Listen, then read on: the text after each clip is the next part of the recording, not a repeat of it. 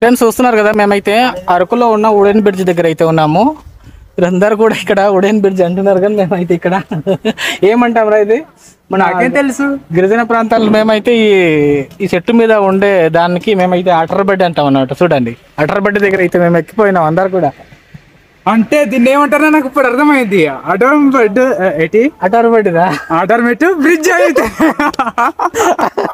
Utter bed కాదండి, ఇంకా అటార్ బడ్డి. Utter బడ్డీవా? అటార్ బడ్డి, utter బడ్డీ. ఆ, అటర్ బడ్డీ బ్రిడ్జ్ అయితే ఇది. చూడండి మా ఫ్రెండ్స్ తో మేము ఇక్కడ ఫోటోలు తీసుకుంటున్నాము. ఏం బ్రిడ్జ్ చూడండి, అటర్ బ్రిడ్జ్. బ్రిడ్జి కాదురా, బడ్డీ. పందులు వేటకి కొత్త పేరు అటర్ బ్రిడ్జ్. ఇప్పుడు అడవికి వేటకి వెళ్ళినప్పుడు మనం ఏం చేస్తాం, చెట్టు మీద బడ్డీ కట్టేసుకుంటామా, అదే బడ్డీ అనమాట ఇది. అటార్ బడ్డీ.